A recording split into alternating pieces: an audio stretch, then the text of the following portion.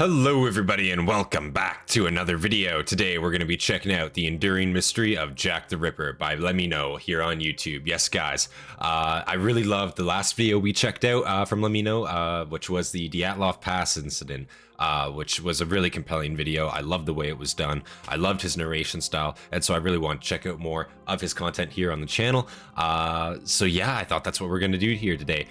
Jack the Ripper, Obviously, I've heard of Jack the Ripper. I'm sure most people probably have, but I don't know the exact details of the incident, I guess, per se. I know a number of the victims died in extremely horrific ways. The bodies were mutilated to quite a degree, but I don't believe he was ever caught at the end of the day. Now, I have talked about it before. I have worked in... I was an ex-reservist. I was a reservist at one point. In Canada's military, and I have worked in the security sector a little bit as well. So I really like checking out these kinds of videos. I love true crime. I listen to true crime podcasts on the side all the time. I love them, you know. So I'm really excited to check out this video. Obviously, gruesome topic. If that's not for you, I completely understand. But a lot of you guys obviously are into Warhammer, so I'm assuming you're probably fine with that type of thing. Gruesome topics as always, so you know, just a little warning there. This is obviously some IRL graphic warning type shit, so just be aware of that kind of thing. But yeah, without any further delay, leave a like, subscribe for more content from me, and leave your recommendations down in the comments below. Big thank you to our members, Hastati and our Triarii out there, Paralyzed Tortoise. Big shout out to you, sir. I appreciate you. You guys inspired me to make more content for you guys every single day. And with that, guys, let's get into the enduring mystery of Jack the Ripper here. Yes, as always, these types of videos, I am going to be writing stuff down. I find them interesting, so I will be writing stuff down to remember details and talk about them as well. But yeah, guys, let's get right into it. Just let me know.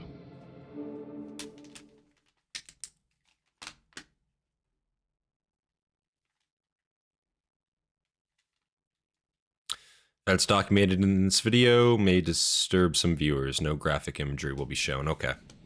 It's down to YouTube's censorship laws, of course. In the late 19th century, the city of London was the largest in the world, a sprawling metropolis and a melting pot for trade, finance, and people.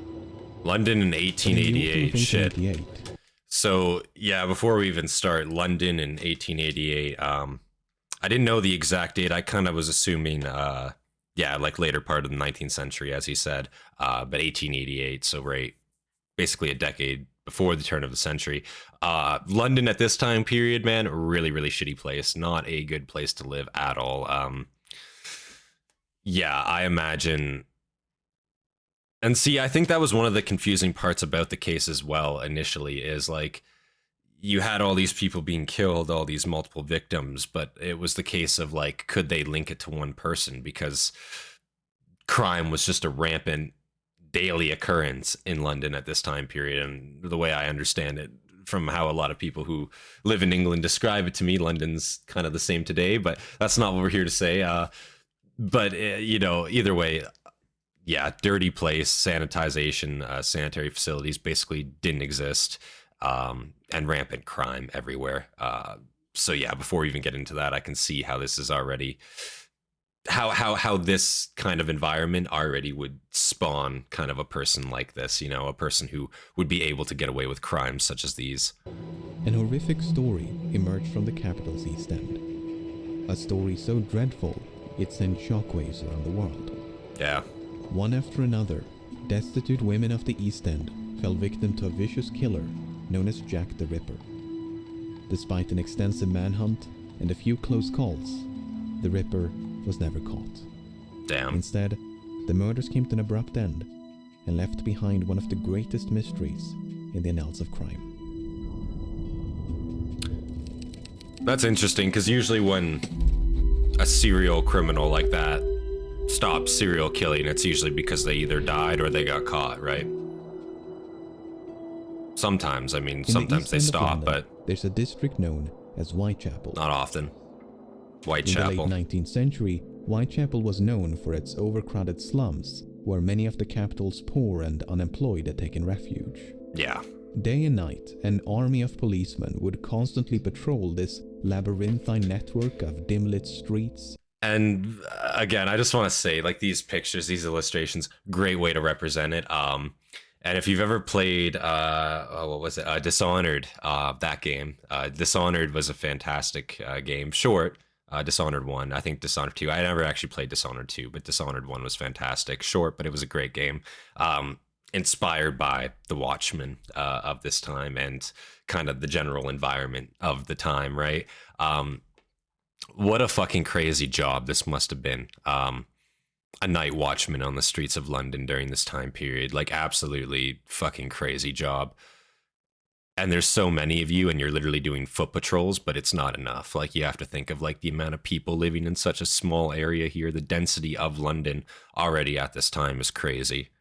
Like, wow, absolutely nuts. Policemen would constantly patrol this labyrinthine network of dim-lit streets, courts, and alleys.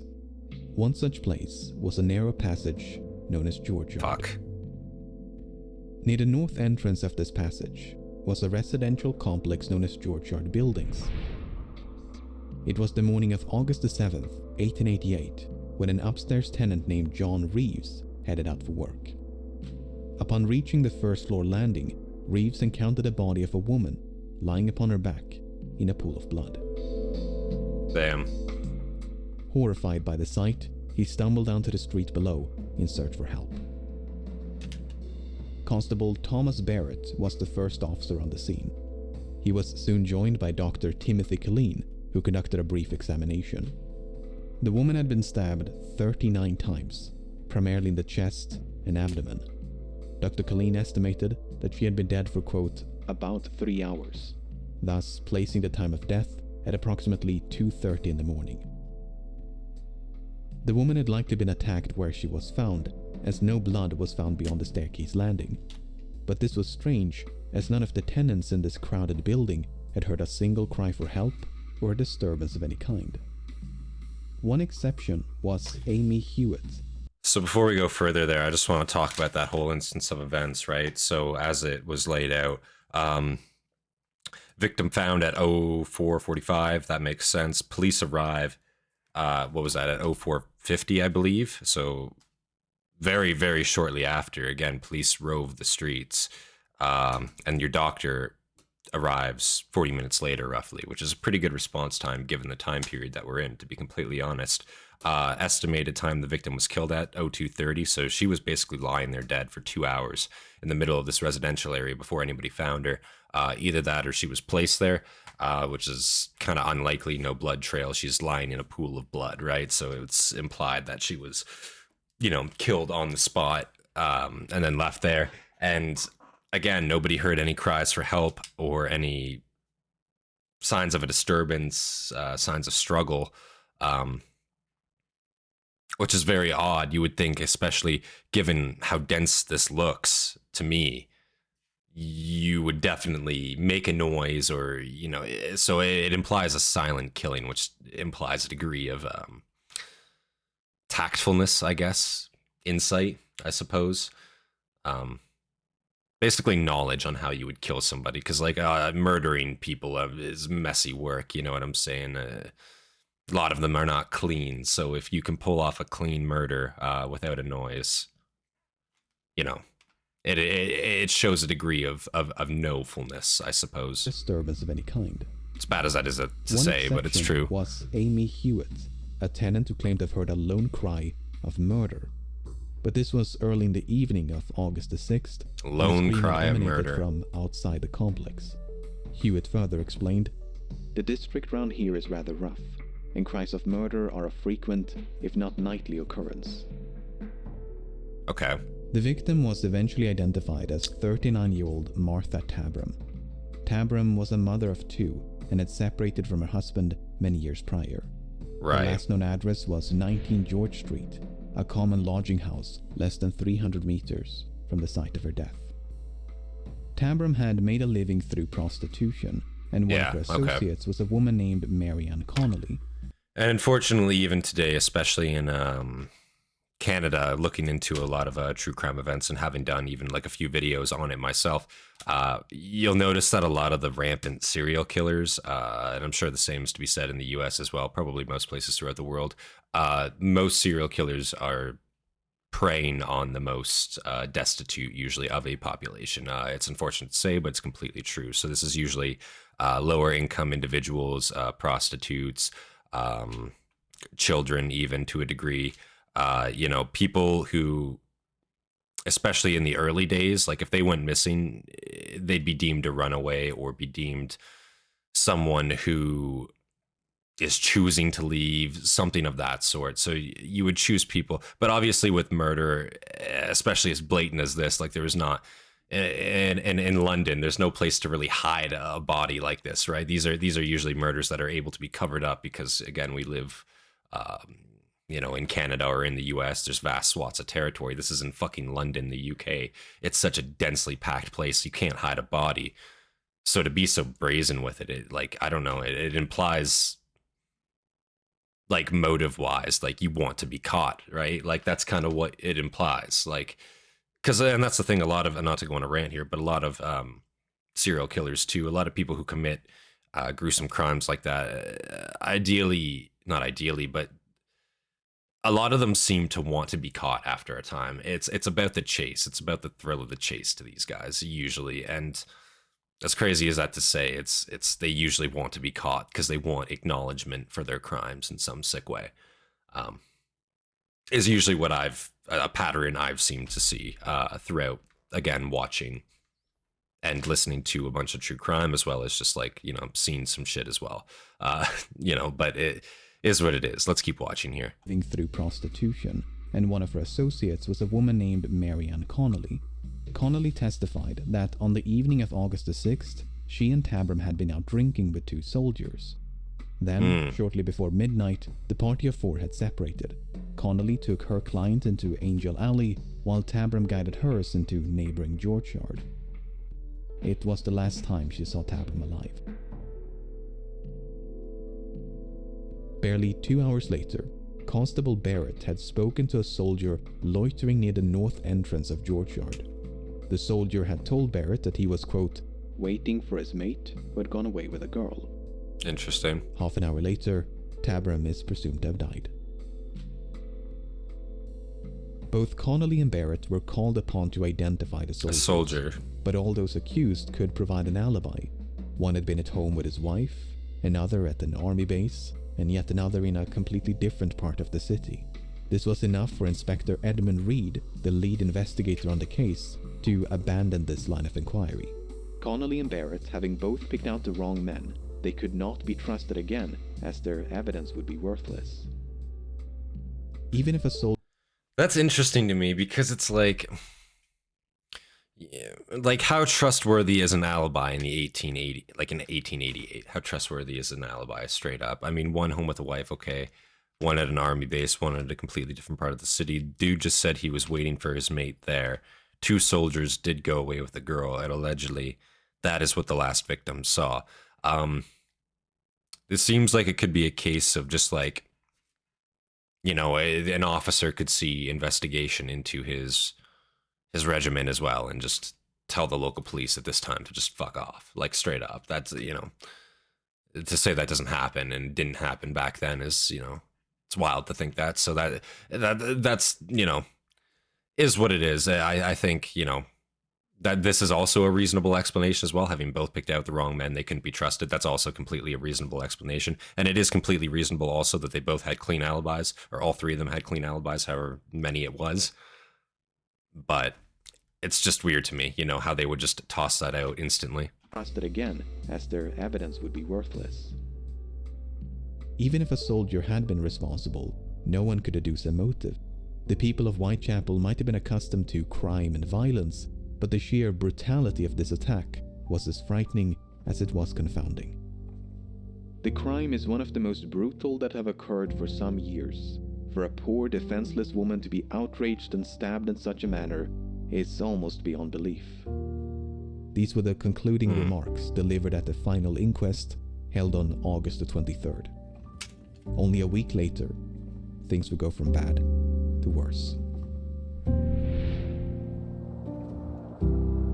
1 week later.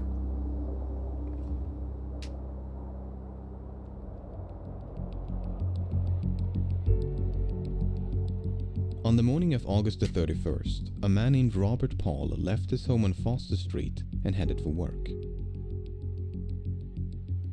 After making a right turn into Bucks Row, he spotted a man standing in the road. The man turned around to face him and said, "Come and look over here. There's a woman lying on the pavement." The stranger was named Charles Cross, and he too had been on his way to work when he first caught sight of the woman. The two men now cautiously approached. The woman's hands were cold to the touch, and Cross believed she was dead. Paul, however, thought he could sense faint breathing. But instead of seeking immediate help, Cross and Paul were more concerned about being late for work. As such, they quickly resumed their morning commute, hoping to notify policemen along the way. Fortunately, Constable John Neal was just around the corner. Interesting. Neal was equipped with a lantern and found the woman lying on her back with a deep cut across the throat. The wound was... So they both fucked off, eh? They both left to try to find help. Hoping to notify policemen along the way. Fortunately, Constable John Neal was just around the corner. Neal was equipped with a lantern and found the woman lying on her back with a deep cut across the throat. The wound was Talk still about that bleeding, after. and parts of her body were still warm. He was soon joined by Constable John Thane, who was sent at once to fetch a nearby doctor. Upon his arrival, shortly after 4 o'clock, Dr. Rhys Llewellyn estimated that, quote, "She had not been dead more than half an hour." In other words, Cross and Paul had likely found the woman mere minutes after she was killed. Really? Furthermore, 3 officers had patrolled the vicinity just a few minutes prior. Constable Neal had last inspected Bucks Row at approximately 3:15. So too had Sergeant Henry Kirby, whereas Constable Thane had merely passed the end of the street, none of whom had seen nor heard anything amiss. Upon the body's removal to the mortuary, a shocking discovery was made. Apart from 2 incisions in the throat, So, the woman had also... Again, I'm going to pause and break that down, that whole sequence of events there. That's fucking nuts. So, yeah, 2 guys on their way to work, simply walking down the street. One guy approaches this other man on the street as he motions that there's a body on the ground. They see this woman, allegedly hear faint breathing, allegedly. They leave, continue on their way to work. Again, this is London in 1888. I understand you got to make ends meet, and you probably, you know, especially if you got a family to feed or whatever, you're not going to be, putting that at risk at this time. You know, plain and simple. They hope to inform authorities along the way. Thank God, 5 minutes later, constables rear the corner because rampant foot patrols. See the body, estimate that she died within half an hour ago, and it's estimated that she probably died around 03:30, which is kind of crazy. The last police presence was 15 minutes before that, and yeah, so they're doing checks every half hour, which is accurate. That's what you do every half hour. You're usually doing like a pass, yeah, schedule wise. So fuck yeah. Really not, I wouldn't say the fault on the police here. They're really doing their job with those checks, those half-hour checks, it looks like. Because that does look what it looks like they're doing, and they seem pretty good on that. Doctor arrived at 4 o'clock too, which is also astoundingly good time. Like 4 in the fucking morning is very good time here. But yeah, wow, crazy. Let's see what's weird about the body here. Upon the body's removal to the mortuary, a shocking discovery was made. Apart from 2 incisions in the throat, the woman had also been, quote, disemboweled. No organs had been removed, but Dr. Llewellyn found, quote, several incisions running across the abdomen. He also believed that the killer possessed, quote, some rough anatomical knowledge, for he seemed to have attacked all the vital parts. The victim was quickly identified. Her name was Mary Ann Nichols, and she had turned 43 just 5 days before the murder. Miklós had at least 6 children, and her last known address was a common lodging house at 56 Flower. 6 children. It's just fucking crazy to me. Like, you know, this woman was born in 1845. She died at 43 years of age. And 2 of her children survived, born in 1870 and 1878, and one died in 1967 and one died in 1962. That's fucking nuts to me. Like, you got to think, like, this was theoretically only 2 or 3 generations ago in theory, which is nuts to think. Like, because you think 1888, you think that's so fucking long ago. It really wasn't in the grand scheme of things, man. Like, it's fucking so weird to put that in perspective. Also awful though how many children she left behind though. And her last known address was a common lodging house at 56 Flower and Dean Street. On the night of her death, Miklós had been turned away from a lodging house on Thrall Street as she lacked the funds to pay for a bed. Seeking to raise the money through prostitution, Miklós had then ventured down Osborne Street before meeting her friend Ellen Holland. The two of them shared a brief exchange, but Miklós was visibly drunk. When they parted ways around 2:30, Holland saw Miklós staggering eastward along Whitechapel Road. Barely an hour later, she was found dead. Apart from the body itself, the killer had... And you have to think too, this is done through all you know, obviously no CCTV or anything like that. This is done through all like eyewitness accounts and shit, which is nuts. Like, it's just fucking crazy to me. Like, left nothing in their wake. Look how big this fucking city is. No weapon, no witnesses. So dense, man. Inspector Joseph Helson, the lead investigator on the case, stated that, quote, "Not an atom of evidence can be obtained to connect any person with the crime."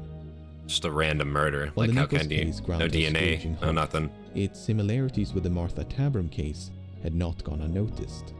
In both cases, the attack had been needlessly ferocious, and there was no discernible motive. Both victims were prostitutes of roughly the same age and moved in the same circles. The only meaningful difference was their injuries. Tabram had been repeatedly stabbed, whereas Miklós had suffered multiple slash wounds. Differences aside, the prevailing assumption was that the same deranged individual Knife had attacks. committed both murders. A conviction that would only grow stronger in the days that followed. Again, yeah, usually if it's like, if it's again, like just a,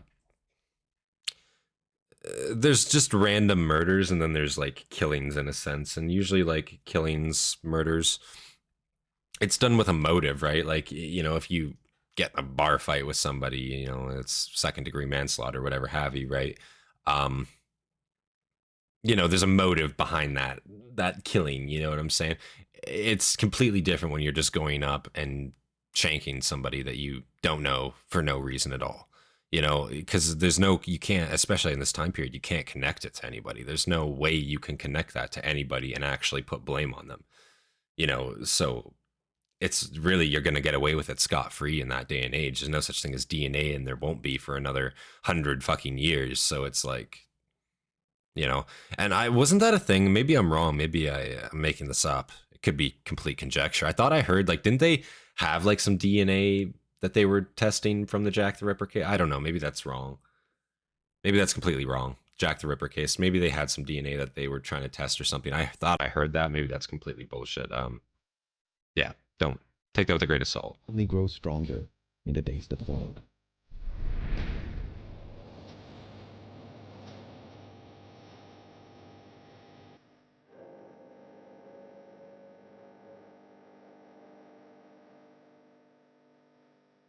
Especially if it's taking place in the same district too, I could understand.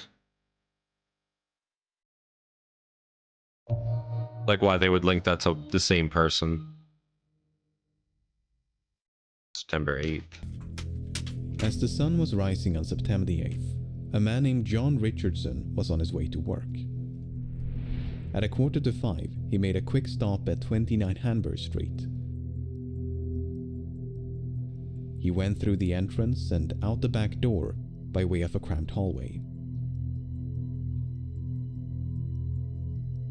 Richardson then sat down on the backyard steps before grabbing a knife to trim a vexing piece of leather from his boot. Once satisfied, he left the building and shut the front door behind him. About an hour later, a third-floor tenant of the same address, John Davis, plodded downstairs and into the hallway. The front door was now wide open, but the one in the back was closed.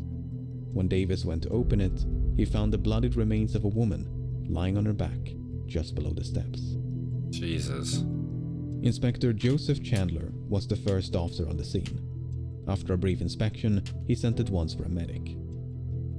Dr. George Phillips arrived at 6:30 and found the woman, quote, terribly mutilated. The throat had been, quote, dissevered deeply, whereas the abdomen had been, quote, entirely laid open. Jesus. The intestines had been, quote, lifted out of the body and placed by the shoulder of the corpse. The body was then conveyed to the mortuary, while Inspector Chandler and Dr. Phillips conducted a... The body was I just then want the conveyed time to for that.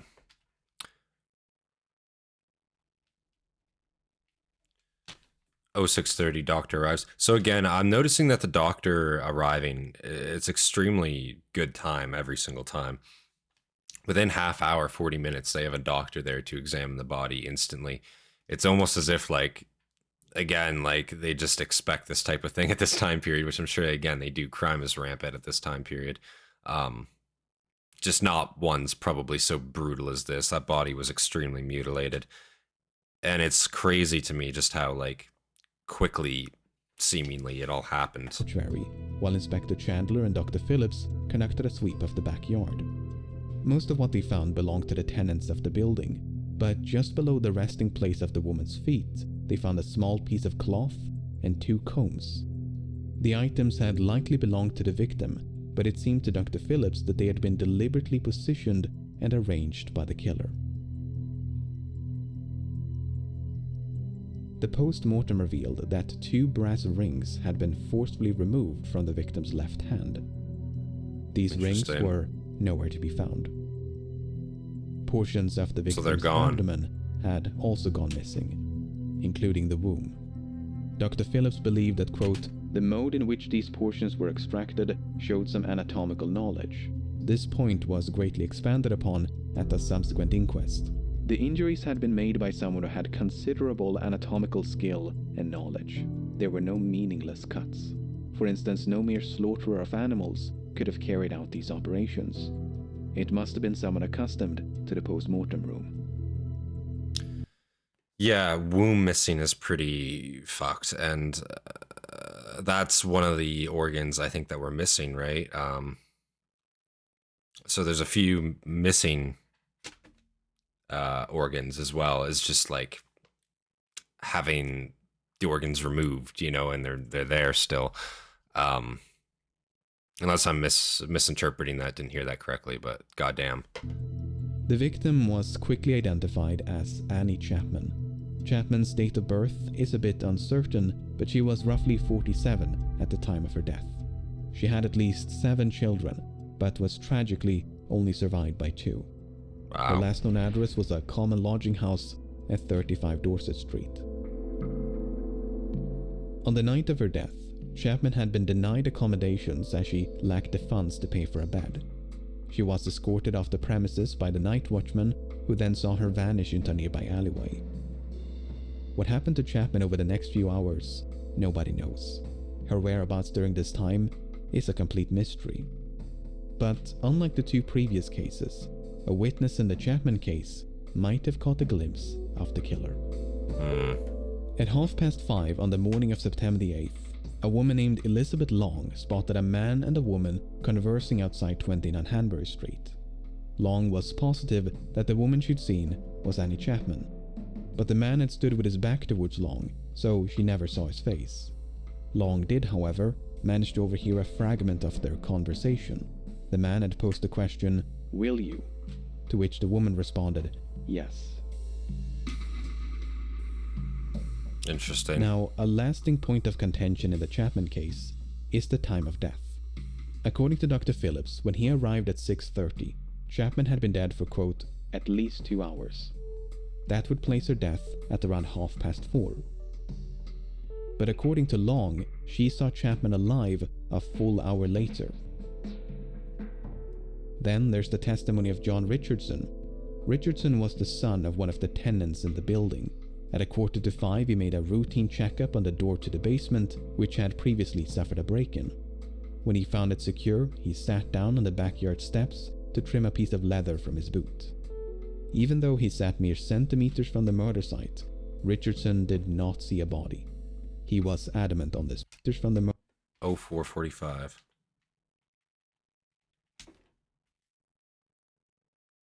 That's so fucked up. Possible sighting for her at 0530. Confidently seen alive at 0530. Coroner believes that the death, or the doctor believed that the death was at 4:30. Before 4:30. And 0445, there's an empty backyard. That's very fucked up. This is kind of making my brain itch a little bit. Yeah, I don't understand how they would have figured this out back in the day. Like this, there's, again, no evidence at all, seemingly, like that would link any sort of killer or any motive again. Like, just seems like a, you know, a person that was taken advantage of, that's for sure. Like that's just seemingly what it looks like to me. You know, again, it's people that typically can't defend themselves, or again, are in no position to, and unfortunately that's usually who the victims of these horrific killings usually are. Murder site. Richardson did not see a body. He was adamant on this point. I could not have failed to notice the deceased if she had been there. To muddle the timeline even further, there's yeah, like he's sitting right there. About 20 minutes past 5, unless he did it, had gone through the backyard of 27 Hanbury Street when he heard voices coming from nearby. They were barely audible, however, and Kaddish had only made out the word no. A few minutes later, he heard something falling against the wooden fence dividing the 2 yards. There's no one way to untangle this web of contradictions, but Dr. Phillips did concede the possibility that he'd miscalculated. That, quote, the coldness of the morning and the great loss of blood had skewed his opinion, which was largely based on the morning.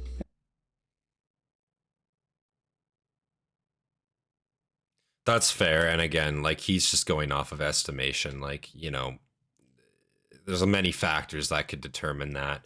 The body's coldness, the loss of blood. Yeah, again, a great mutilation of the body took place. So, yeah, it would be extremely hard to actually give an accurate telling of that. But then again, him being the coroner, he would, of course, be the only one willing to recant his statement, and someone honest enough to do it, that's for sure, you know. If he's working in a profession such as that, if anyone's going to admit that they could be incorrect, it would probably be him, hopefully, right? And the great loss of blood had skewed his opinion, which was largely based on the warmth of the body. So, presuming that Dr. Phillips did miscalculate, and the recollections of Long and Kaddish were off by a few minutes, that would place Chapman's death at around 5:30 in the morning. By this point, the dim light of dawn would have provided the tenants of 29 Hanbury Street an unobstructed view of the murder site, some of whom had even slept with their windows open. In spite of this, the killer managed to evade detection and even made time to arrange the victim's possessions.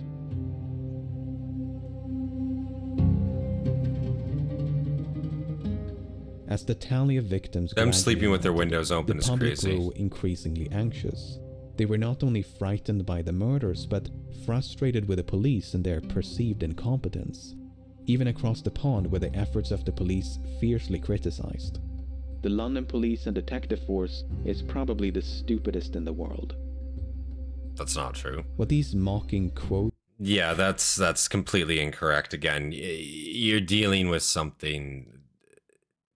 You can't catch it. Again, if you got absolutely no leads to go on, you just find a body. At this time, if there's no leads, nobody saw anything, there's no faces, there's no... Fuck, even if you find items, like, you could find the murder weapon. What does that give you in this time period? You know, even if there was a knife left in somebody's gut, what does that give you? You know, realistically speaking, at this time period, there's no DNA evidence that still gives you nothing to go on. It tells you that they were killed with a knife. Well, I could probably tell you that just by looking at the victim, you know, for example. Like, shit like that, you know. There's really nothing that they can do if you do not have a witness statement at this point in time. If there's no witnesses in 1888, you're probably not getting caught. Probably the stupidest in the world. What these mocking quotes and illustrations failed to capture were the overwhelming odds stacked in favor of the perpetrator. Yeah. The police were up against someone who seemingly struck without motive, someone who left no murder weapon and few witnesses. Even if they did, again. On top of that, the East End was severely overcrowded, while the police were understaffed. As one newspaper put it, "A man in the East End of London is a grain of sand, as invisible and almost as much beyond identification amid the masses." Yeah. At no point would this become more apparent than during the events of September the 30th. September 30th.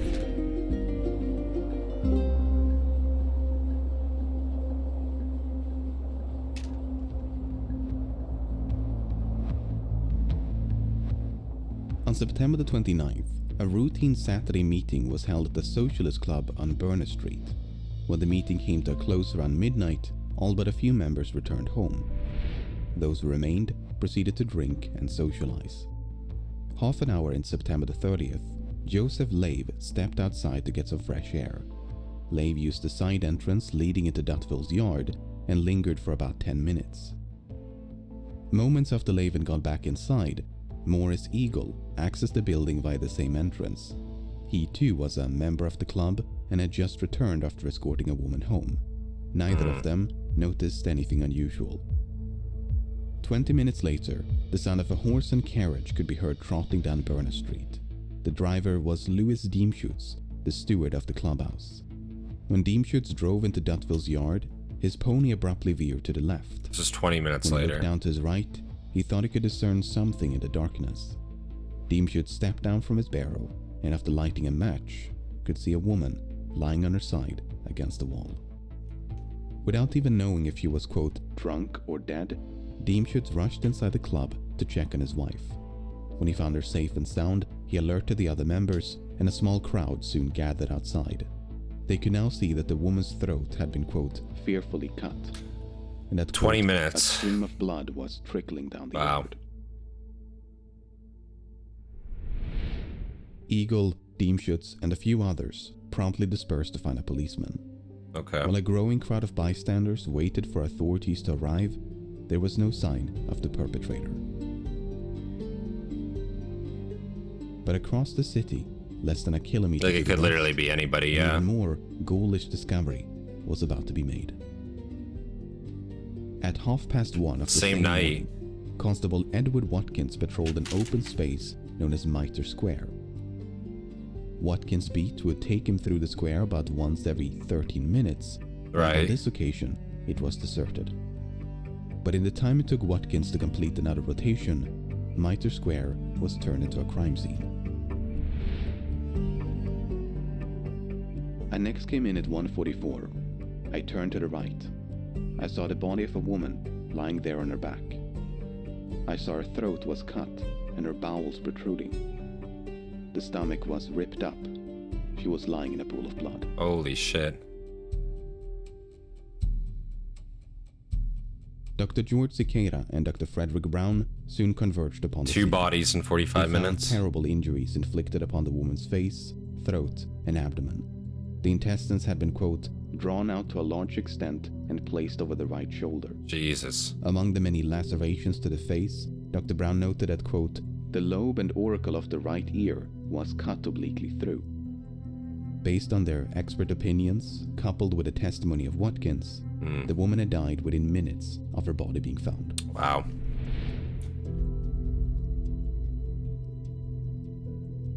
Back in Berners Street, Dr. Frederick Blackwell and Dr. George Phillips had reached the same conclusion. The woman in Dutville's yard had died within minutes of her body being found. But unlike previous victims, she had only suffered injuries to the throat. There were no abdominal mutilations or anything else by which to connect the attack to the others. But the murder in Dyatlov Yard and the one in Mitre Square were separated by less than 1 kilometer and some 45 minutes. This allowed for a chilling possibility. It was suspected then, as it continues to be today, that when Deemschutz came clattering through the gateway, he unwittingly interrupted the murder. The killer might even have become trapped inside Dyatlov Yard because the gate on Burner Street was the only point of entry. Perhaps they saw an opportunity to escape when Deemschutz then rushed inside the club. From there, it would have taken them less than 15 minutes to reach Mitre Square. Plenty of time to hunt for another victim. But it must be emphasized. So, yeah, when he ran inside to check on his wife, that would make complete sense. Yeah, that would make total sense if that's the only point of exit. The instant he saw him go in, he just booked it and ran. Yeah. Interesting. So, like, that, it just goes to show you need to call people immediately to you. You need to start, like, looking, you know. That's nuts, because, like, again, with the amount of people in there, like, they could have had him right there. That's crazy. And then just to assume he booked it out of there, he's just another face once he gets 100 meters even away. Plenty of time to book it a kilometer away and commit another killing in 45 minutes, so 2 deaths in 45 minutes. Holy shit. Plenty of time to hunt for another victim. But it must be emphasized that this is pure speculation. There is no evidence to suggest the 2 murders were even connected. The woman in Dyatlov Yard was identified as 44-year-old Elizabeth Stride. Nothing to suggest that they were connected. That being said, what does connect them to me in a sense is just the brutality of it. I mean, her throat was, I guess, only slit, but the other woman's she was mutilated very heavily as well. So to me, that, like, it would make sense that an interruption took place. Again, it's just 2 random murders with no motive. Like, it definitely gives off the vibe that it would be the same person doing this, in my mind. Stride was a Swedish immigrant who'd lived in London for over 2 decades. Following the death of her husband, she had made a living through prostitution. Her last known address was a common lodging house at 32 Flower and Dean Street. On the night of her death, Stride had been seen by quite an abundance of witnesses. First, she was seen in the company of a, quote, respectably dressed man around 11 o'clock. About 1:45, Stride was seen talking to a man who was, quote, decently dressed and had the appearance of a clerk. Then, only a few minutes before the murder, Stride was seen in the company of a man by Constable William Smith. The man was carrying a small parcel wrapped in newspaper and was of, quote, respectable appearance. It's unclear whether these descriptions are of the same person or if Stride accosted multiple clients as the night progressed. There were other witnesses, some less credible than others, but the one that really stood out from the rest was Israel Schwartz. About 1:45, Schwartz had been walking down Burner Street. As he came up on Dyatlov Yard, he witnessed a man throwing a woman to the ground in front of the entrance. The woman had, quote, screamed 3 times, but not very loudly. Schwartz would later identify this woman as Elizabeth Stride. Schwartz did not try to intervene, but opted instead to simply cross the street. That's when he spied a second man on the opposite side who was lighting a pipe. The man who attacked the woman then appeared to address the second man by shouting the name Lipsky. The pipe smoker then proceeded to follow Schwartz before eventually breaking away. When taken at face value, this story appears to suggest that the killer had an accomplice by the name of Lipsky. This was indeed the interpretation of some government officials. Lipsky. But Inspector Frederick Aberline, one of the lead investigators on the case, doesn't sound like a very different interpretation. You see, the name Lipsky had gained notoriety in 1887 when a Jewish man by the name of Israel Lipsky was convicted of murder. Yeah. Yeah, I was gonna say that sounds much more like something derogatory at that time period. And yeah, so it's probably a derogatory. When Let's a just see Jewish here. man by the name of I don't want to Israel be Lipsky incorrect, but was I'm convicted assuming. of murder. Owing to the publicity of that case, the surname Lipsky had become an anti-Semitic slur. Yeah. Adeline I didn't want to like misinterpret that, but yeah, I'd assume that'd be something anti-Semitic, right? It's it's meant to be an insulting term, obviously. So it was probably more the case of he just like, slurred in public because it's the 1880s and that's just, what is pretty commonplace at this time in London, I'm assuming. But to see, both of these men to witness what they assumed to be Elizabeth Stride at this point, a woman in general at all being thrown to the ground like that and screaming, and just simply avoiding it, it's wow, it's just very telling of the times, I think, but telling to people in general, I think, but just wow. therefore deduced that the man who shouted Lipsky was directing an insult at Schwartz, who was described as having a, quote, strong Jewish appearance. The man with the pipe, meanwhile, may have been an innocent passerby who became frightened along with Schwartz. Interesting. Whether Abeline's interpretation is correct, it's doubtful we'll ever truly know. Nevertheless, Schwartz's account is compelling, as he conceivably witnessed the moment when Elizabeth Stride was attacked. Nothing Back was in done. Mitre Square, a large crowd of spectators had assembled upon the scene, all driven by their morbid curiosity to get a glimpse of the body. The post-mortem revealed that the killer had extracted a few organs, including the womb and left kidney. According to Dr. Brown, this extraction required, quote, a good deal of knowledge, which he likened to that of a butcher. By contrast, Dr. Cicada did not find any signs of, quote, great anatomical skill. The woman in Mitre Square was identified as 46-year-old Catherine Eddowes. Eddowes had at least 5 children, but after escaping her abusive husband, she had become estranged from her family. Her last known address was a common lodging house at 55 Flower and Dean Street. Her last... I'm just looking at the, again, like the children there.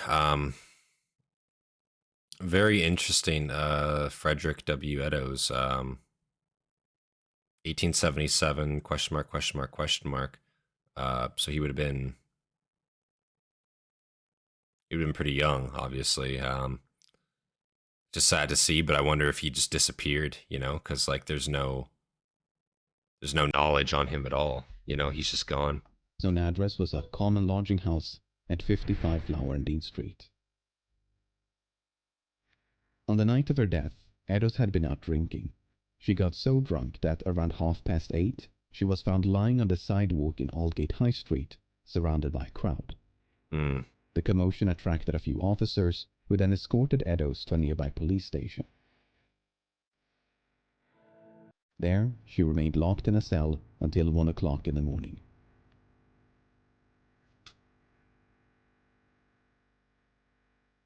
After being released from jail, Eddowes was likely spotted in the company of a man At in 1 the vicinity o'clock, of Mitre shit. Square. Only one of the 3 witnesses, Joseph Lavender, had paid close attention to the couple. The man had the appearance of a sailor and wore a, quote, reddish handkerchief round his neck. While Lavender did identify the woman as Catherine Eddowes, he never saw her face. Nevertheless, Interesting. this sighting was only made some 10 minutes before Eddowes' body was discovered by Constable Watkins. What's so incredibly tragic about the Eddowes case is how narrowly the killer escaped justice. First of all, the only private residence in Mitre Square was occupied by a policeman and his family. They had slept right next to an upper floor window overlooking the murder site. That's fucked. Second of all, a night watchman and retired policeman had been cleaning a warehouse within earshot of the murder site. He would routinely hear the footsteps of patrolling officers, yet heard nothing at the time of the murder. Wow. Finally, Constable James Harvey had glanced into Mitre Square at roughly 20 minutes to 2. That's right in between the sighting by Lavender and the body's discovery. Harvey should have had an unobstructed view of the murder site, yet he failed to notice anything suspicious. Was it too dark? Was the killer standing just a few meters away, cloaked in shadow? Did one or more witnesses get the time wrong? While the killer did ultimately escape, they did not do so without leaving a trace. Shortly, and it's hard to say too, because reporting at this time too, police reporting at this time, and still is done a lot today. You're making notes on paper, right? So especially at 1:40 in the morning, 2 o'clock in the morning, man, you're working night shifts like that. That's a long fucking shift. Maybe you wrote the time down wrong. Maybe that 3 turned into a 4. Maybe that 4 turned into a 5. Something like that. It's not to say it doesn't happen all the fucking time, because it absolutely can. And that's obviously why body cameras and the like have become so useful with law enforcement security nowadays. But back in the day, yeah, you were making notes exclusively on paper, and if something went down, those notes were kind of like, those were key to like everything that happened that night, right? So if any of that is wrong, or even if that witness statement is wrong, yeah, it's hard to say, And again, that witness statement, 01:35, that's probably just an estimation, unless they had a timepiece or a watch on them at the time, which was expensive. I don't think many people in this part of the neighborhood would potentially be owning something like that. Who's to say that witness statement isn't wrong either? It's hard to say here. Before 3 o'clock, a blood-stained piece of cloth was found near the entrance to a building a few blocks to the northeast. It proved to be a ripped portion of the apron worn by Eddowes. The patch had evidently been torn off and then discarded by the killer upon their escape. Now, on the wall above this patch of apron, someone had written a message. "The Jews are the men that will not be blamed for nothing."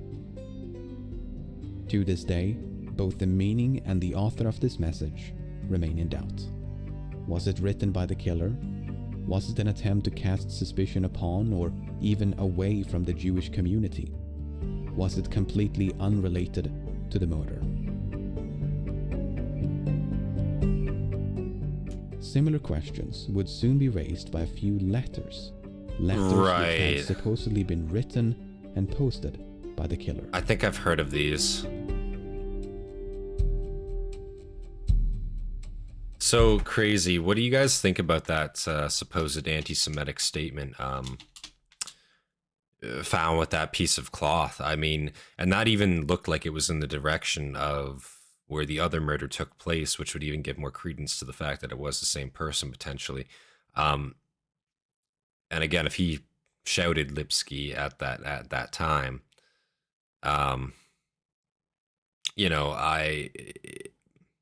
it would make sense that if this is a deranged individual, that he probably has notions and he's willing to act on them, and he clearly is acting on impulse a lot of the times with his actions if he's murdering people in as blatant ways as he's doing, and especially with the mutilation of the corpses. Again, impulsive actions. So is anti-Semitism really out of that league? I don't think so necessarily, especially with that one witness statement of, again, him shouting that word and those two men doing nothing as they saw this woman being pushed to the ground. That was very sus. Again, I understand it in this time period, but it's like, fuck, man, it's rough to hear. To the murder. Similar questions would soon be raised by a few letters. Letters which had supposedly been written and posted by the killer.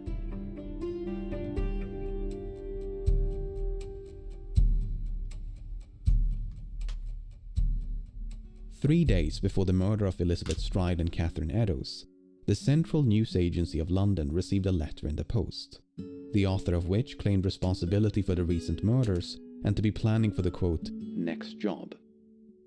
Then, in the aftermath of the two killings, the same agency received a blood-smeared postcard. It contained details about the atrocities, which the author described as a, quote, double event. On the off chance that the letters were genuine, the police decided to make them public. The hope was that someone would recognize the handwriting, Unfortunately, no one ever did. Instead, it merely served to advertise the name with which the letters had been signed. Opinions on the letters' authenticity were divided back then and continue to be today. Unfortunately, I think, and this is the reason why a lot of details, especially in a lot of cases nowadays, aren't released, much to the public's dismay. When you start releasing details to the public and not just the police, you're opening it up for a lot of misinformation or potential misleads, things like that. People that claim they saw something just for a bit of popularity, shit like that happens all the time, unfortunately. Yeah, I think going public at this time was probably the wrong case. That probably should have been like kept with investigators only for the duration of the investigation, in my opinion. Because now again, you're giving him what he wants too, right? You're giving him the popularity that he wants. He wants to be acknowledged for the crimes that he's committing. That's a lot of the time, unfortunately, why a lot of people do commit crimes, because they want acknowledgement for it. It's for attention, right? Yeah, I think you're kind of giving him what he wants in that sense with doing something like that. Most notably, the Dear Boss letter had promised to, quote, clip the lady's ears off and send them to the police. The police never received such a package, and neither of the two victims had had their ears removed. But you may recall that the right earlobe of Eddowes had been, quote, cut obliquely through. Was this a botched attempt by the killer to keep their promise? Or was it merely one of numerous lacerations with no connection to the letter? The contents of the letters notwithstanding, modern linguistic analysis does suggest that they were penned by the same hand. So, hoaxes or not, the authors were likely one and the same. And I think it would be interesting to know if this is before before knowledge of like the details of the murder were released to the public. If these letters were written without the knowledge to the public, like of how they were killed exactly, what exactly the means and the shape of the body were, then it gives credence to the fact that these letters were written by the murderer. But if details to the public were released of the state that the bodies were found in, it could just be a copycat, or again, somebody in 1888 looking for attention, because again, it happens all the fucking time, unfortunately. You get copycats and things of that like.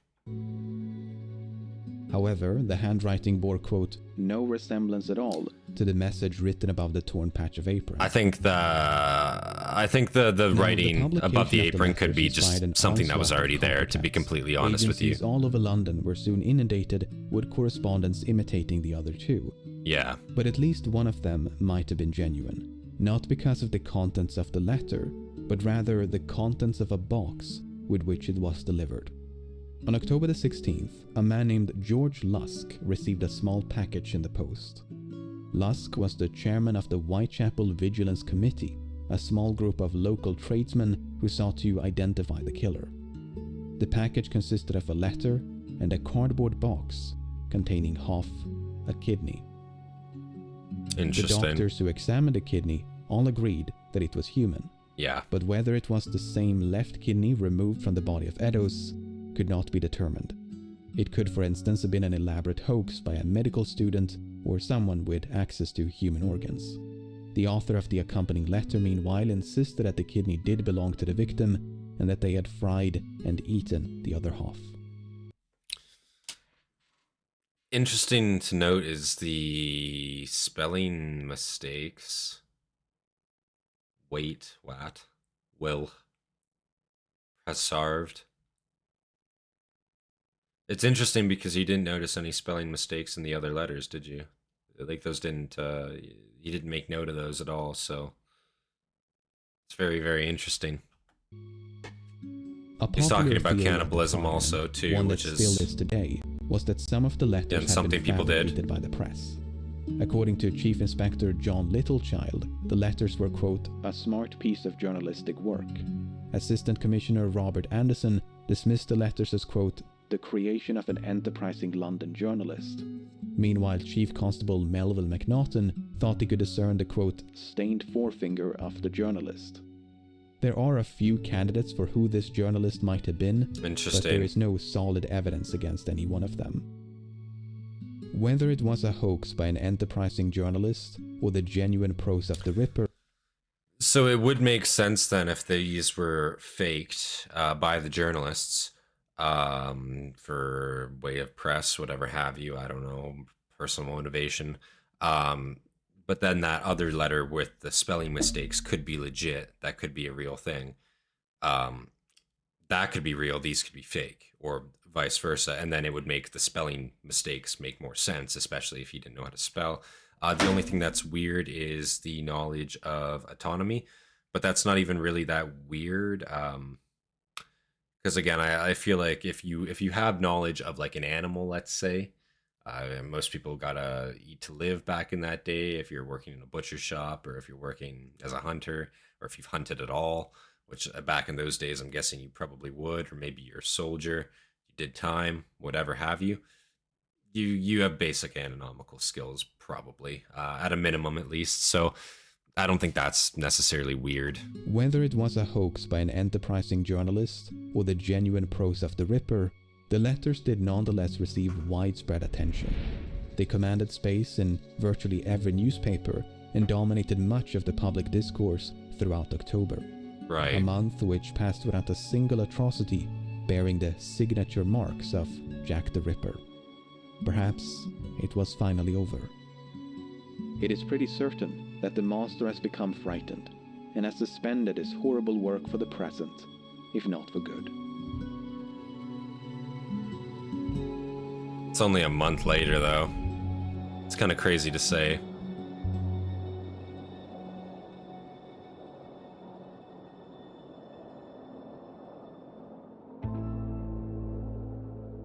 On the morning of November the 9th, a merchant and property owner named John McCarthy was going through his bookkeeping. McCarthy was the landlord of Miller's Court, and the tenants of room 13 had fallen behind on their rent. McCarthy sent at once for his assistant, Thomas Boyer, to collect the money at 11:15.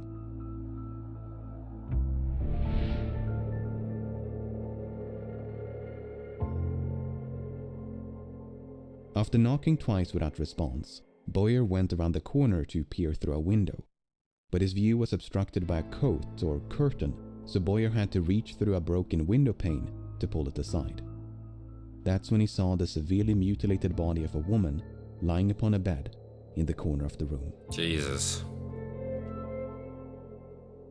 Miller's Court was soon crawling with police, but the door to room 13 was locked and had to be forced open with a pickaxe. What they found inside was truly the stuff of nightmares. The sight we saw, I cannot drive away from my mind. It looked more like the work of a devil than of a man. The whole scene is more than I can describe. And what is stunning about this, obviously the broken window pane, I don't know if you could get in that way, like reach through and open the door, maybe, gain access without consent, or if he was consensually let into the room. But I imagine immediately what they're going to say about this is probably the state that the body is going to be in. What I'm noticing about this one instantly is the level of privacy that the killer has been given access to here. Obviously, the other ones were done on the street, where maybe time is of the essence. In this instance, it could be, God knows how long he was in there, for, which is a sick thought. But yeah, let's keep watching here. A woman lying locked, truly the stuff of nightmares. The sight we saw, I cannot drive away from my mind. It looked more like the work of a devil than of a man. Yeah. The whole scene is more than I can describe. I hope I may never see such a sight again. Dr. George Phillips described the body as, quote, cut all to pieces. Dr. Thomas Bond described the woman's face as, quote, I want to just see the rest of that quote. There's no doubt that the body of a person who, to the use of Dr. Phillips' own words, was cut all to pieces, would get cold far more quickly than that of one who had died simply from the cutting of the throat. Okay. Dr. Thomas Bond described the woman's face as, quote, hacked beyond recognition. The whole of the surface of the abdomen and thighs was removed, and the abdominal cavity was emptied of its viscera. Holy shit. Wow. The breasts were cut off, the arms mutilated by several jagged wounds, and the face hacked beyond recognition of the features. The tissues of the neck were severed all around down to the bone. Wow. That's brutal. The abdomen had been, quote, emptied That's of its truly viscera, awful. while the throat had been, quote, severed all round down to the bone. The body had been monstrously disfigured, with loose organs dispersed all around it. The room itself was sparsely furnished and offered little in the way of clues. 2 tables, 1 or 2 chairs, and a small cabinet. Amongst the ashes of a fireplace, the police found patches of burned clothing. Had the killer tried to dispose of evidence, or had it merely been used for warmth and light? The victim was identified almost immediately. Her name was Mary Jane Kelly, and she was the tenant of 13 Miller's Court. But nearly everything about Kelly's life is shrouded in mystery. She was presumably of Welsh Claimed to be a mother. Irish descent, No and children, in her though. mid-20s, making her the youngest victim by far. But given that no matching records of a Mary Jane Kelly have been found, it's probable that she was using a fake identity. In any case, Kelly had not been living alone. Up until a few days before the murder, she had cohabited with a man named Joseph Barnett.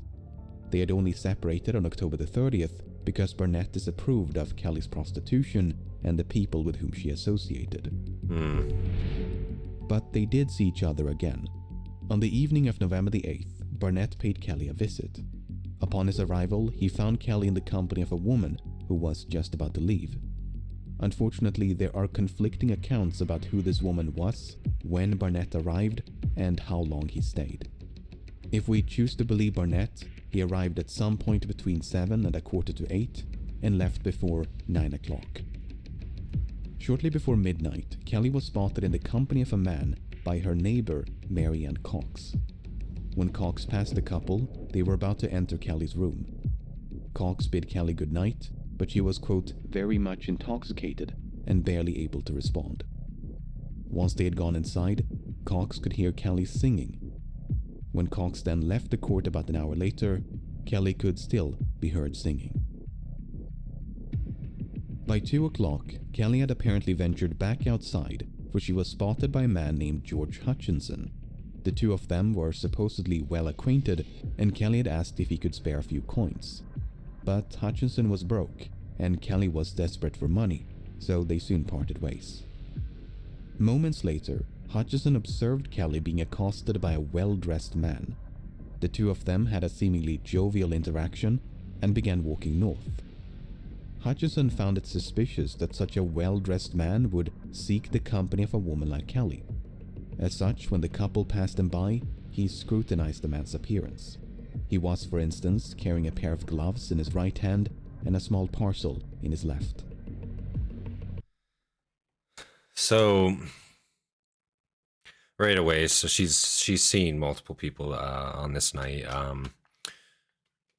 and clearly she's out here trying to find more people. This man witnesses her have this interaction. They start walking together. On the way by, he notices he's got gloves in his hands. He's got a parcel, which is, I'm assuming, would be a set of surgical tools, likely. But it's interesting how many times she was seen again, because what the body here was found...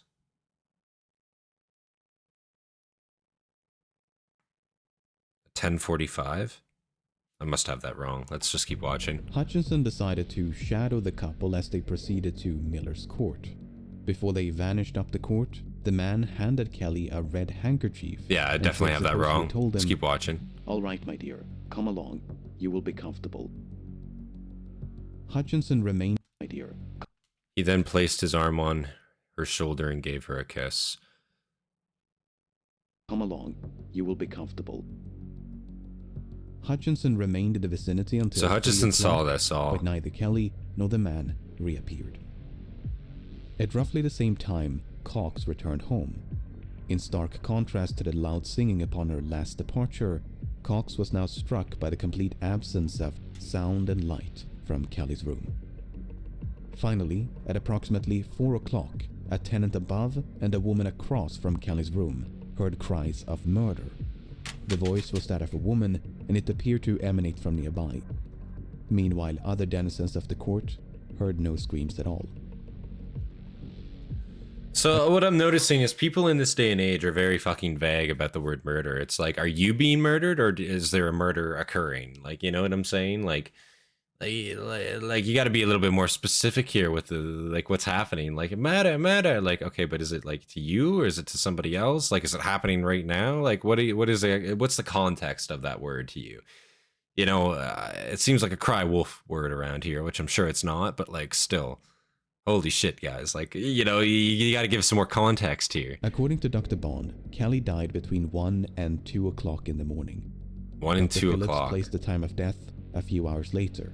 Okay, at But 11:45. Were quite adamant that they had seen or even spoken to Kelly as late as 8 or 10 o'clock in the morning. Keep in mind that her body was discovered at 11:15. These contradictions are difficult to reconcile. Oh, in the morning. Time of death Okay. eludes us to this So day. 10:45 a.m. Interesting. So yeah, 10:45 makes sense. 10:45 a.m. This was the night before. Okay. Wow. So people are claiming to have seen her up until 8 a.m. That's kind of fucking nuts, man. Like, how does that happen? Fuck. Mary Jane Kelly It's breaking my is mind a little typically bit. regarded as the Ripper's final victim, along Okay. with Mary Ann Nichols, Annie Chapman, Elizabeth Stride, and Catherine Eddowes. She is part of the canonical 5, the 5 victims most likely to have been slain by the same hand. Martha Tabram might have been a victim of Jack the Ripper, but opinions are divided. The same is true of at least a handful of other cases. Even the canonical 5 are Let's look at that again. a handful of other cases. Ada Wilson, Melwood, 1888, 1888, 1888, 1889, 1891 even as late as, damn. Even the canonical 5 are not without controversy, so the total number of victims is a matter of debate. Presuming that Kelly was indeed the final victim, one has to wonder why. Why did the murders come to such a sudden end? Did a Ripper give in to fears of being caught? It's hard to say Were he they did. imprisoned for No. a different crime? Perhaps they That succumbed might to be. illness or committed suicide. Probably more Could they likely. migrated to another country? Perhaps they deliberately changed their modus operandi to confuse the police. The possibilities are virtually endless, which means there is no shortage of suspects. Hmm.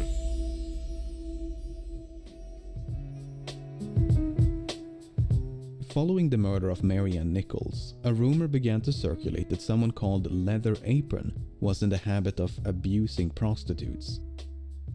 The name quickly made its way into the press, and soon enough it became synonymous with the killer. In fact, Leather Apron was the predominant pseudonym before Jack the Ripper. Interesting. But the man identified as Leather Apron was soon cleared of all suspicion.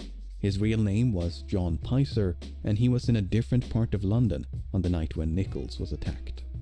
Okay. This misguided manhunt is somewhat emblematic of the whole investigation. The police pursued even the most tenuous of leads due to a lack of evidence and mounting pressure from the public. They interviewed thousands, investigated hundreds, and developed numerous theories along the way. In the words of Inspector Frederick Abeline, "Theories. We were lost almost in theories. There were so many of them." In an effort to narrow down, I imagine so. That's the all you police have used to a go off primitive of. form of criminal profiling. The idea was to analyze the available evidence to try and gauge what sort of person had committed the crimes.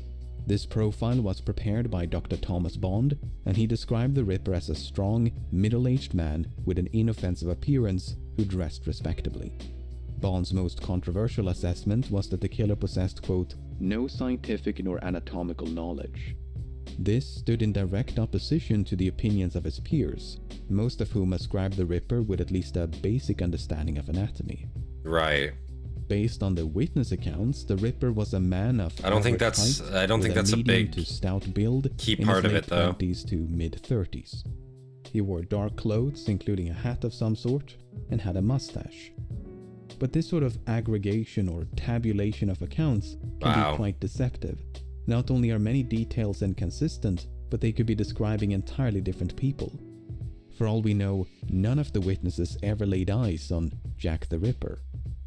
So Yeah, much those is were up for all, debate. just looking Does at those are all so like broad. There's definitely no for sure on that. Those are all such broad guesses. Everybody's got their own fair assumption at it, but yeah, like that's nothing to go laid off eyes of. on Jack the Ripper. So much is up for debate that one can build a case against almost any suspect. Some Yeah. have even entertained the possibility that the Ripper was a woman or possibly a man disguised as a woman. While Jill I don't think or that's likely. Jackie the Ripper is an interesting theory, it has failed to achieve any widespread support. Yeah, that's completely unlikely. What is rarely in dispute is that the Ripper was either a resident of or otherwise familiar with the East End. After all, he managed to narrowly evade capture on multiple occasions, which implies intimate knowledge of byways and patrol routes. He likely had some form of employment, as the murders were committed around weekends and public holidays. Interesting. And he may have had some degree of anatomical knowledge. With this unshakable profile in hand, let's take a closer look at a few suspects. The question is, where do we even begin? According to criminal profiler and FBI Special Agent John Douglas, the Ripper was not only a local, but was likely interviewed by the police. Likely. If Douglas is correct, the Ripper might be someone we've already met. Most times in a lot of like higher profile cases too, this is the weird thing. The police have on multiple occasions interviewed who it actually was, and they let him go scot-free because they think he's got nothing to do with it.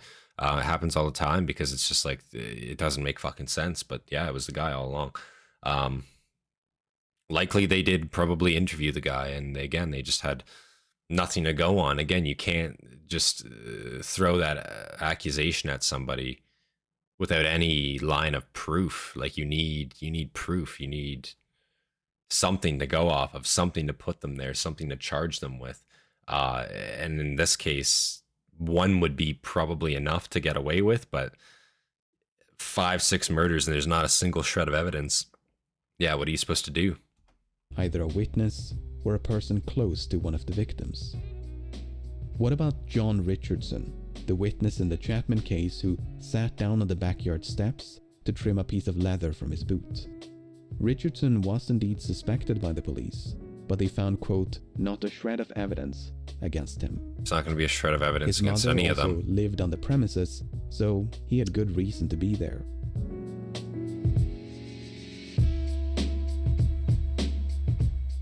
What about George Hutchinson, the witness who followed Mary Jane Kelly after she was accosted by a well-dressed client? Hutchinson never clarified his motivation for shadowing the couple. He merely stated that he was surprised to see a man so well-dressed in the company of a woman like Kelly. Was he surprised because he was concerned? Was he jealous? Was it about money? After all, Hutchinson was broke and the client appeared to be wealthy.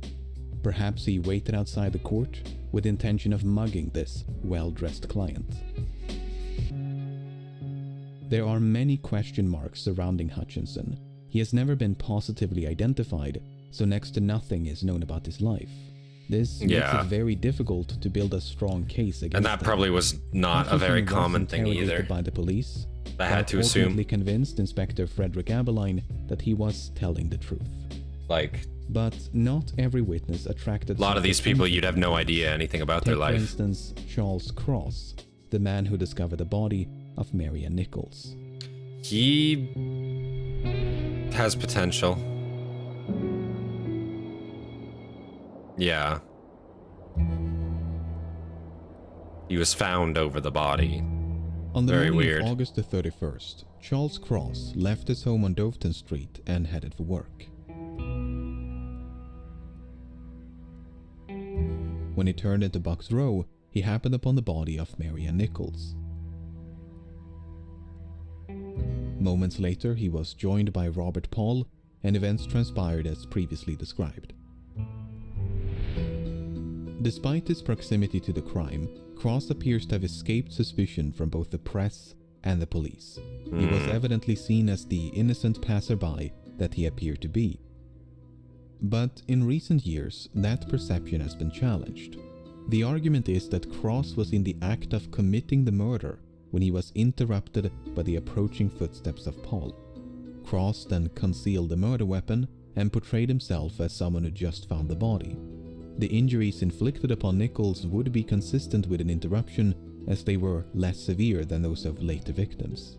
That's fair. What's interesting about Cross is that he likely testified under a false name. Weird. He claimed to be employed as a carman, and his address was given as 22 Doveton Street. But surviving records show that in 1888, this address was occupied by a man named Charles Lechmere. Interesting. Lechmere was also employed as a carman, and on at least one occasion went by the name Charles Cross, as it was the surname of his stepfather. It is now widely believed that Charles Lechmere was the man who appeared at the inquest, and that he assumed the name of his stepfather when he testified. His motivation for doing so has been the source of much speculation. Was he trying to conceal his identity, or was it merely a force of habit? I feel like back in that day too, especially because you have to talk about official, non-official, right? Especially birth records, whatever have you, right? He could go by a certain name, but his official name is that name. You know what I'm saying? Like, that's his official legal birth name. Because even, again, back in those days, having a birth certificate, like, a lot of people didn't have a fucking birth certificate, so you could reasonably fucking name yourself whatever you wanted to, you know? And no one's going to know the difference, you know? So I could kind of see it. It's kind of suspicious, pretty suspicious sounding, but I don't know if there necessarily could be ill intent behind it. Let's see. After all, contemporary examples of people doing the exact same thing are not difficult to find. Yeah, of course. The most compelling evidence against just in this day and age, it's not terribly weird. The commute between home and work roughly coincides with the time and place of the murders. Except for the murders of Elizabeth Stride and Catherine Eddowes, who were killed on a Sunday, the only day when Lechmere would have been free from work. Not only that, but all the murders were committed around weekends and public holidays. Why would a man who supposedly timed the murders with his morning commute gravitate towards days of rest? And even the first murder of Martha Taberm there, I guess that was that the first murder? Either way, yeah, like that does make sense. On the way to work, Tuesday night of a holiday, I guess night of the holidays, so if it happened at night, yeah. Friday morning of holiday, yeah. Yeah, so it's literally all times he has off work. Interesting. Commute, gravitate towards days of rest. In any case, Lechmere's mother lived a few blocks south of Berners Street, the neighborhoods around which is also where Lechmere spent his childhood. As such, it's speculated that Stride and Eddowes were killed after Lechmere paid a late-night visit to his mother. While he claimed to be employed at a delivery firm known as Pickford's, there are no surviving records of his employment. If he did work for Pickford's, there is a fair chance that he delivered meat and would thus have been exposed to slaughter and blood on a daily basis. Yeah. Lechmere remained in East London until his death in 1920 at the age of 71. While there is no evidence of Lechmere ever being suspected by the police, it is difficult to believe. So he would have been a lot younger man there. Many case files have not survived, so that's an old picture, like when he's older. Could have long since disappeared. 1910s, 20s maybe. Now, a witness who definitely attracted attention was Joseph Barnett.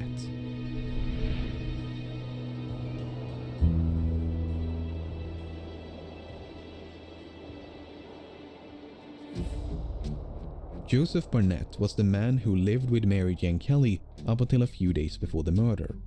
He and Kelly had supposedly met around April of 1887, and they eventually moved to 13 Miller's Court. Barnett was employed as a fish porter, but for reasons unknown, he lost his job between July and August of 1888. From that point onwards, the couple struggled to pay rent, and Kelly resorted back to prostitution. Now, those who believe that Barnett was the Ripper view his loss of employment as a turning point.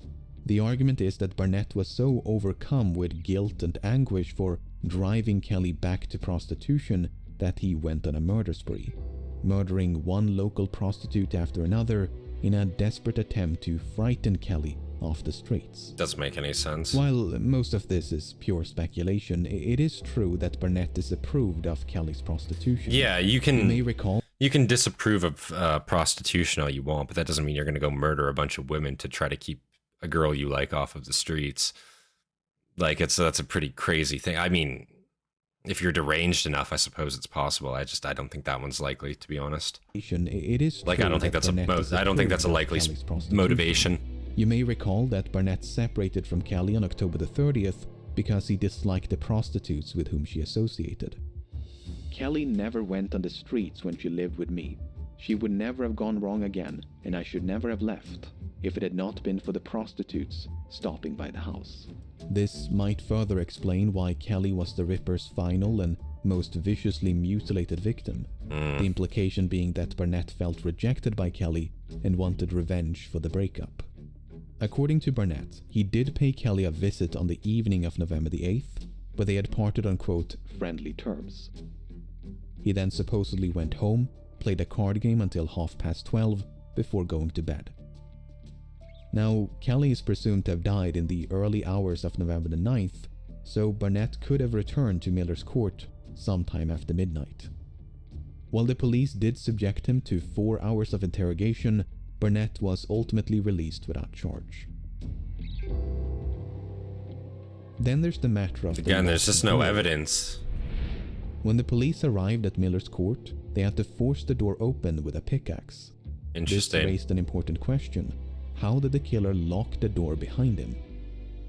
According to Barnett, the key to room 13 had been missing for some time. Because of this, he and Kelly would, quote, open the door by reaching through the broken window. The door was said to be equipped with a, quote, catch lock, and evidently locked itself upon being closed. If that's true, mystery solved. But even if the door was not self-locking, there's still an obvious solution. All the killer would have had to do is observe Kelly using the window trick and then employ that same technique to fasten the door upon leaving. Literally. But those who favor Barnett as the Ripper offer yet another solution. The key never went missing. Instead, Barnett is said to have stolen the key and then used it on the night of the murder. Interesting. These solutions are all equally valid, and it's impossible to know which one is correct. There is a slight variation. It's crazy you can just reach through the door and unlock it. He murdered Kelly, but was not the Ripper. Instead, he merely emulated the Ripper to deflect attention away from himself.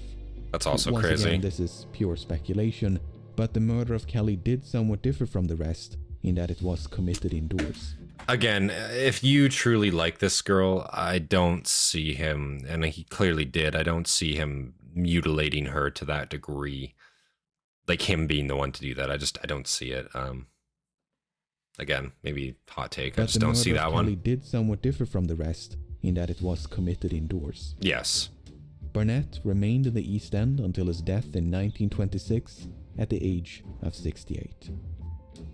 While it's only natural for suspicion to fall upon witnesses and acquaintances, Victorian detectives did pursue other lines of inquiry. One prominent theory was that the Ripper suffered from insanity, and a prime suspect in that category is Aaron Kosminski.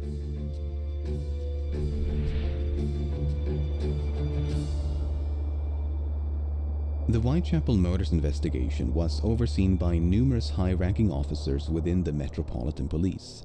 One of them was Assistant Commissioner Robert Anderson. Upon his retirement, Anderson repeatedly and unequivocally stated that Jack the Ripper had been identified. Really? There was no doubt whatever as to the identity of the criminal. Without disclosing the name of the suspect, Anderson described him as a, quote, low-class Polish Jew who was, quote, safely caged in an asylum. He'd been identified by a witness who was described as, quote, the only person who ever had a good view of the murderer. This unnamed witness had supposedly refused to testify because the suspect was, quote, a fellow Jew. I am almost tempted to disclose the identity of the murderer, but no public benefit would result from such a course. While Anderson never revealed And the name traditions of of the my old suspect, department his would colleagues suffer. were a bit more forthcoming. Chief Inspector Donald Swanson revealed that his surname was Kosminski. Yet another high-ranking officer, Melville McNaughton, described Kosminski as a homicidal and misogynistic resident of Whitechapel. Surviving records show that an Aaron Kosminski was a Whitechapel. Kaminsky, a Polish Jew and resident in Whitechapel, this man became insane owing to many years of indulgence and solitary vices. He had a great hatred of women, specifically of the prostitute class. He had a strong homicidal tendency. He was removed to a lunatic asylum about March 1889. There were many circumstances connected with this man, which made him a strong suspect.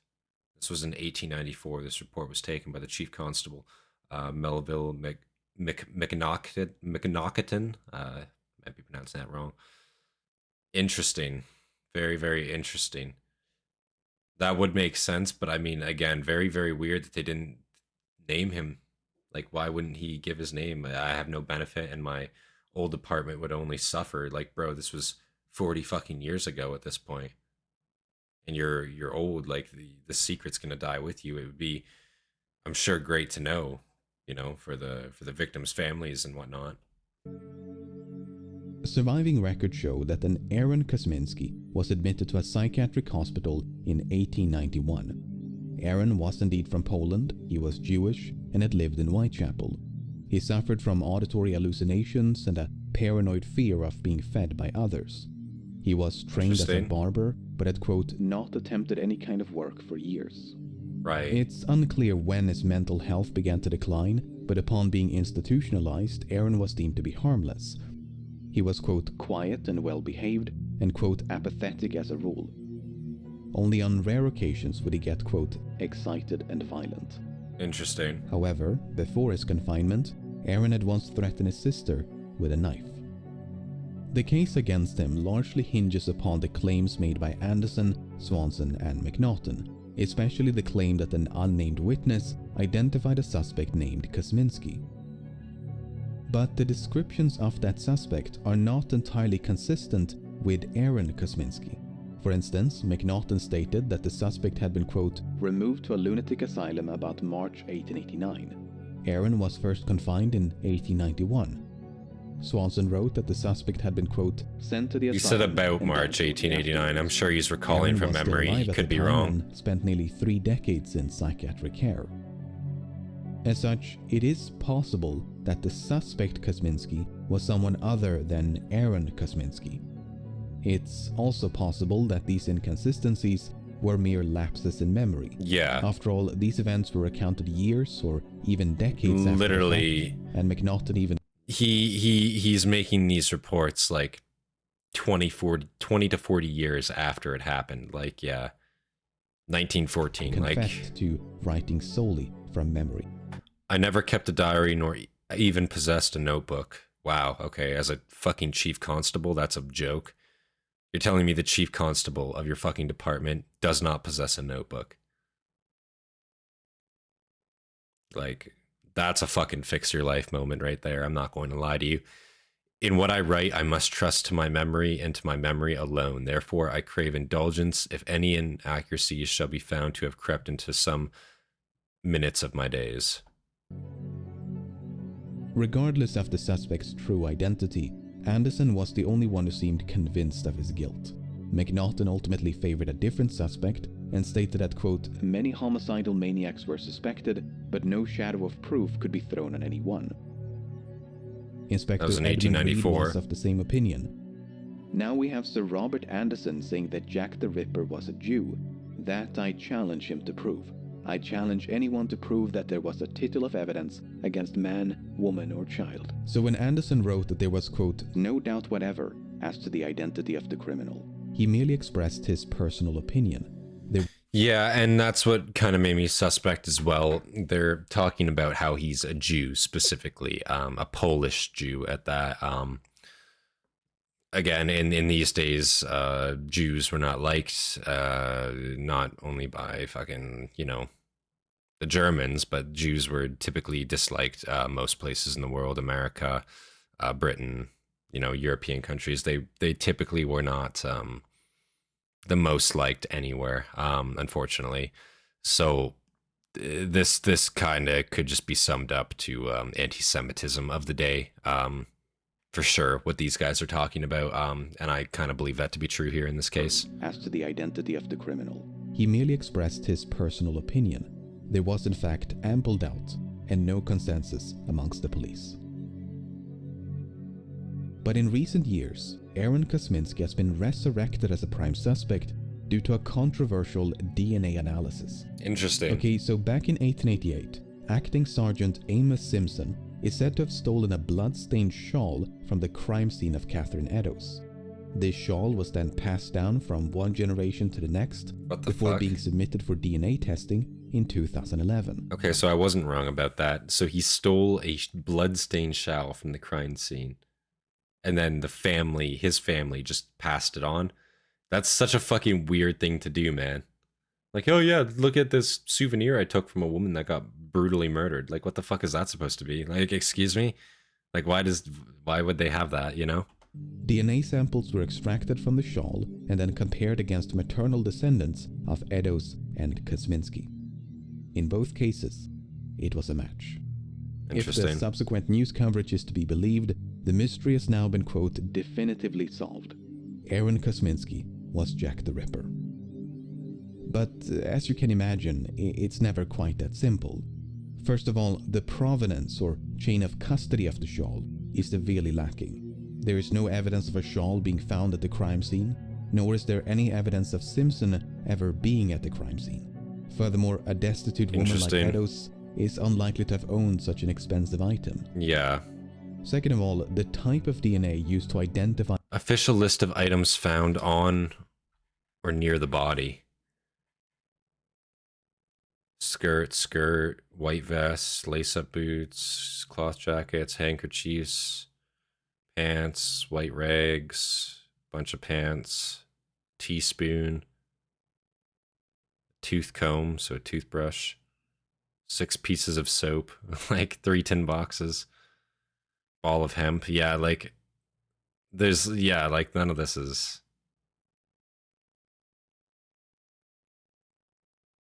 None of this is anything crazy. Yeah. Expensive item. Second of all, the type of DNA used to identify Eddowes and Kosminski was mitochondrial DNA, the powerhouse of the cell. This type of DNA is passed down through the female line and is not unique to any one individual. Thousands can share the same mitochondrial DNA, which means it can't be used to pinpoint a specific person. Right. In the words of a geneticist, based on mitochondrial DNA, one can only exclude a suspect.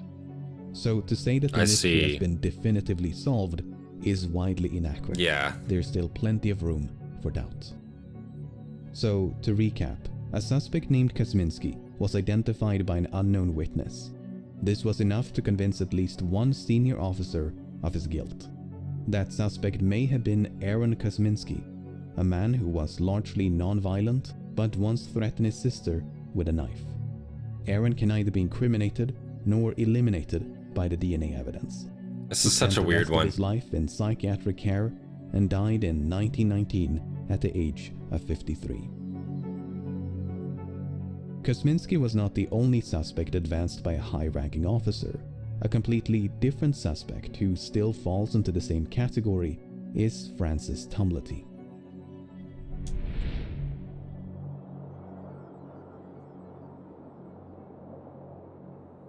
Two days before the murder of Mary Jane Kelly, an American physician named Francis Tumblety was arrested in London. As you can probably tell from this photograph, Tumblety was quite we haven't heard of this guy. Character. He looks like Ireland around 1833, but was raised in the United States. What the fuck? From an early age, Tumblety gained a reputation for being a medicaster or quack doctor. He engaged in all sorts of medically dubious practices and advertised himself as the Indian herb doctor. What the He fuck? promised to cure anything from dyspepsia and scurvy to cancer and blindness using nothing but medicinal. Cancer cured. Dr. Tumbly has cured cancer. His herb remedies. Blindness cured. This is to certify that I have been blind for 2 years, and by the aid of Dr. Tumbly's herbs. treatment. When he was not posing as a doctor, Wow. Tumblety was busy running from the law. He was either accused or convicted for crimes like theft Jailed. Arrested. and assault, attempt to induce a miscarriage, and manslaughter of a patient. Kills a man and runs away. Implicated in the assassination of U.S. President Abraham Lincoln, but was ultimately What the cleared fuck? of suspicion. Now, in the early 1860s, That's fucking Tumblety is crazy. alleged to have hosted a lavish dinner party in Washington. I've never heard of that Only guy men before. were invited to this dinner, and Tumblety had supposedly expressed fierce hatred of women. Furthermore, he showcased a cabinet in his office in which he stored a vast collection of jars filled with anatomical specimens, some of which were said to contain the wombs of, quote, every class of woman. What the fuck does that mean? In 1869, Tumblety ventured across the Atlantic and visited England for the first time. By his own admission, he roamed the streets of London until he became familiar with every part of it. He advertised himself as the Great American Doctor and had a few skirmishes with the police. Okay. After a few more voyages between the old So world this and is the literally new, just some fucking random snake oil salesman that's come over to England, and now he's just like here and allegedly was arrested for fucking assault and some other shit. And he could be Jack the Ripper, and he was also just alleged to be in the assassination of a president. Like, what the fuck is that supposed to be? Who is this fucking guy? This is a man of mystery. with the police. After a few more voyages between the old world and the new, Tumblety found himself in London in the autumn of 1888. The purpose of his visit and whereabouts at the time of the murders are completely unknown. Tumblety never stayed in one place for long and made frequent use of false names. Goddamn. There is a story of a mysterious lodger leaving behind a blood-stained shirt near the murder site of Elizabeth Stride. This supposedly happened on the night of the murder, and some believe that this lodger was Francis Tumblety. But there is no firm evidence of that, and the entire incident is fraught with uncertainty. What we do know is that Tumblety was arrested in London on November the 7th. According to the press, as well as Tumblety himself, he was arrested on suspicion of being Jack the Ripper. 2 days later, Mary Jane Kelly was found brutally murdered, and it's unclear whether Tumblety was still in custody or had already been released on bail. Nevertheless, he was ultimately charged with 4 counts of gross indecency, which had nothing to do with the murders. Gross But indecency. Tumblety had no intention of standing trial. What the fuck? Instead, he made his way across the English Channel, Oh, man. boarded a steamship under a false name, I love and those fled old back to steamships, America. man. He was pursued by detectives and kept under surveillance, but his offenses were, quote, not extraditable. As such, Tumblety remained in the United States and never returned to England. What the fuck? So to recap, What a weird Francis guy. Tumblety was a misogynistic medicaster who was in London at the time of the murders. He even showcased a collection of wombs, and the Ripper did indeed extract the womb from 2 of his victims. I mean, Yeah. he sounds like the perfect suspect. Perhaps a bit too perfect. There is no doubt that Tumblety was in London in I 1888. still don't think but there's the strong claim enough that he was evidence. a misogynistic collector of human body parts is extremely dubious. It can be traced back to a single article from December of 1888, featuring an interview with a man named Charles Dunham. Dunham had a long history of spreading misinformation and has been described as a pathological liar, a forger, and a conman. He Right. was even convicted of perjury. As such, there is every reason to believe that this story is a complete fabrication. It likely was. That sounds rather nuts. Furthermore, Tumblety was both older and taller than the men described by most witnesses. Tumblety was said to be, quote, an enormous man who liked to dress in flamboyant and militaristic outfits. I can And tell. it's difficult to imagine a tall, pompous American sneaking around the streets of Whitechapel virtually undetected. On the other hand, It's unclear which. Yeah, he's 6'2". An interesting fucking note is that all of the detectives that made sketches of him, they all deemed him no taller than I think 5'7" or 5'8". So like, yeah, you would totally notice a 6'2" guy like right the fuck away. Like, that's kind of nuts to say. Witnesses, yeah, 5'5" to 5'8". It says it right there. Yeah, like that's fucking nuts. If any of the witness Doesn't make accounts sense can at be all. trusted. Then there's the matter of the rings. You may recall that 2 brass rings were stolen from the body of Annie Chapman. Right. It's suspected that the rings were taken by the Ripper to be kept as trophies. Now, upon his death in 1903, Tumblety left behind a quite impressive estate. But among his many valuable possessions were a pair of inexpensive imitation rings. Could they have been the same rings taken from the body of Chapman? It's possible. It's also impossible to prove. Chief Inspector John Littlechild regarded Tumblety as a quote, very likely suspect. And it's not difficult to see why. If the many rumors about him are to be believed, Tumblety had both opportunity and motive to commit That fucking murders. statement was Therein crazy. lies the problem. The quack Much doctor, of literally, we know is what he about called him. Tumblety is founded upon unsubstantiated rumors. Tumblety himself was an attention-seeking charlatan with no qualms about lies and deception. Yeah. With a suspect like that, one can never be certain where the lies end and the truth begins. Very true.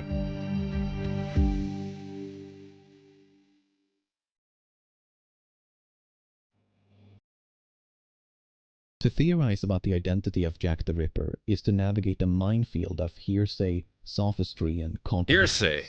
Entire encyclopedias have been dedicated to the compilation of suspects, and with every passing year, they seem to grow ever more expansive. Even though there are hundreds of potential suspects, only a dozen or so are worth more than a brief consideration. Some of the more sensational contenders include famous authors and artists, as well as high-ranking officers and members of the royal family.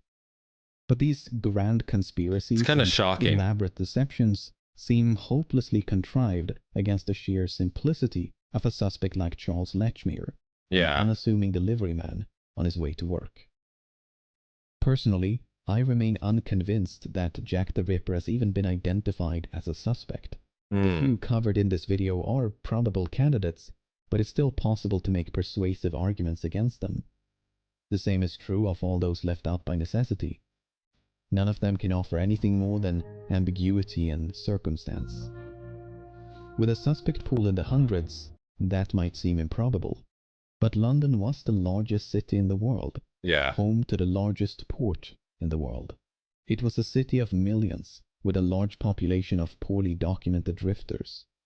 It's not difficult to imagine one lowly sailor, butcher, medic, soldier, barber, merchant, porter, blending into the slums of Whitechapel like a grain of sand.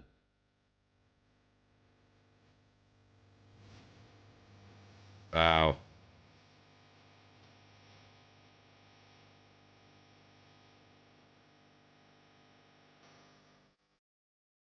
That was awesome, guys. I think it's just credits here at the end. Looking like just credits there. Wow. That was awesome to see. That was the enduring mystery of Jack the Ripper by Lemmino here on YouTube, guys. Yes, I thought that was awesome. Again, I'm a big fan of true crime videos, true crime in general. So that was awesome to see. And again, I really love his explanation, his detail that he puts into these videos. It's fantastic, man. And also the animation work behind it too. I'm sure these take fucking a long time to put together. Let me guys know what you guys think on Jack the Ripper. Personally, I subscribe that he was definitely probably interviewed, but it's impossible to say who he was for certain. Yeah, there's really no way to know. There's no evidence. There's not enough. You surely cannot convict somebody on circumstance alone. So yeah, I don't think there's any, for sure evidence that names a certain person, that can point to a single person. Again, these murders seemingly were indiscriminate, again, taken out on typically prostitutes, people of a very low class. and very blatant with it, you know. He mutilated all the corpses to when he could. So yeah, there's and no DNA evidence. Obviously, you can't track any DNA evidence to it, and that alone, again, before DNA evidence, most crimes were not catchable unless the guy straight out and came out and said I did it, or you could find their dwelling perhaps and find items that were linked directly to the killing.